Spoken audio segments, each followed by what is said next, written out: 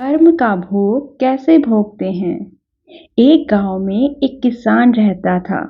उसके परिवार में उसकी पत्नी और एक लड़का था।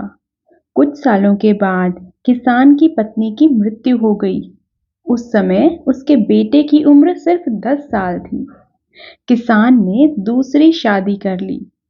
उस दूसरी पत्नी से भी किसान को एक पुत्र प्राप्त हुआ। किसान की दूसरी पत्नी की भी कुछ समय के बाद मृत्यु हो गई। किसान का बड़ा बेटा जो पहली पत्नी से प्राप्त हुआ था, जब वो शादी के योग्य हुआ तब किसान ने उसकी शादी कर दी। फिर किसान की भी कुछ समय के बाद मृत्यु हो गई। किसान का छोटा बेटा जो दूसरी पत्नी से प्राप्त हुआ था और पहली पत्नी से प्राप्त बड़ा बेटा दोनों साथ साथ ही रहते थे। कुछ समय बाद किसान के छोटे लड़के की तबीयत खराब रहने लगी। बड़े भाई ने कुछ आसपास के वैद्यों से इलाज करवाया, पर कोई राहत ना मिली। छोटे भाई की तबीयत दिन ब दिन बिगड़ती जा रही थी और बहुत खर्चा भी हो रहा था। एक दिन बड़े भाई ने अपनी पत्नी से सलाह की कि यदि ये छोटा भाई मर जाए तो हमें इसके इलाज के लिए पैसा खर्च न करना पड़ेगा और जायदाद में आधा हिस्सा भी नहीं देना पड़ेगा। तब उसकी पत्नी ने कहा कि क्यों ना किसी वैद्य से बात करके इसे जहर दे दिया जाए।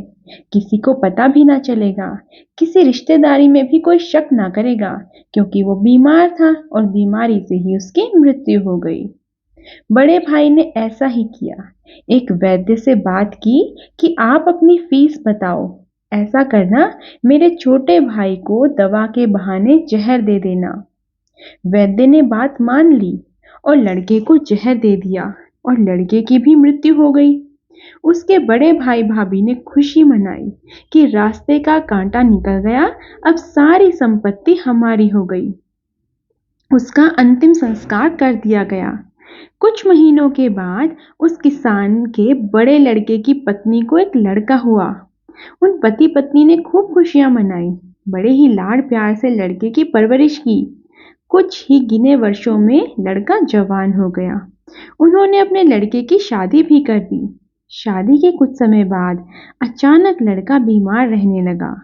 माँ बाप ने उसके इलाज के लिए बहुत वैद्यों से इलाज करवाया। जिसने जितना पैसा मांगा सब कुछ दिया ताकि उनका बेटा ठीक हो जाए। अपने बेटे के इलाज में अपनी आधी संपत्ति तक बेच दी, पर लड़का बीमारी के कारण मरने की कगार पर आ गया था। शरीर इतना ज्यादा कमजोर हो गया कि अस्थि पिंजर शेष रह गया था। एक दिन लड़का चारपाई पर लेटा था और उसके पिता उसके साथ में बैठे थे। अपने पुत्र की ये दयनीय हालत देखकर बहुत दुखी होकर पिता उसकी ओर देख रहे थे। तभी लड़का अपने पिता से बोला कि भाई, अपना सब हिसाब हो गया, बस अब कफन और लकड़ी का हिसाब बाकी है, उसकी तैयारी कर लो। ये सुनकर उसके पिता ने सोचा कि मेरे बेटे का दिमाग भी काम नहीं कर रहा है, बीमारी के कारण इसका दिमाग खराब हो गया है। और वो बोला, बेटा मैं तेरा बाप हूँ, भाई नहीं। तब लड़का बोला, मैं आपका वही भाई हूँ जिसे आपने जहर खिलाकर मरवा दिया था। जिस संपत्ति के लिए आपने मुझे मरवाया था, अब वो मेरे इलाज के लिए आधी बिक चुकी है।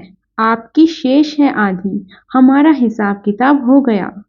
तब उसका पिता फूट फूट कर रोते हुए बोला कि मेरा तो कुल नाश हो गया, जो किया मेरे आगे आ गया। पर तेरी पत्नी का क्या दोष है जो इस बेचारी को जिंदा जलाया जाएगा। उस समय सती प्रथा थी, जिसमें पति के मरने के बाद पत्नी को पति की चिता के साथ जला दिया जाता था। तब वो लड़का बोला कि वो वैद्य कहाँ है जिसने मुझे जहर खिलाया था। तब उसके पिता ने कहा कि आपकी मृत्यु के 3 साल बाद वो मर गया था। तब बेटे ने कहा, ये वही दुष्ट वैद्य आज मेरी पत्नी के रूप में है और मेरे मरने पर इसे जिंदा जलाया जाएगा।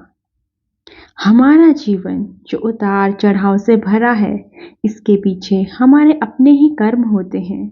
हम जैसा बोएंगे वैसा ही काटना पड़ेगा। कर्म करो तो फल मिलता है, आज नहीं तो कल मिलता है। जितना गहरा अधिक हो कुआं उतना मीठा जल मिलता है। जीवन के हर कठिन प्रश्न का जीवन से ही हल मिलता है। आज की ये कहानी आपको कैसी लगी हमें कमेंट बॉक्स में ज़रूर बताएं और अगर ये वीडियो पसंद आई है तो वीडियो को लाइक कीजिए और हमारे चैनल को सब्सक्राइब ज़रूर कीजिए। धन्यवाद।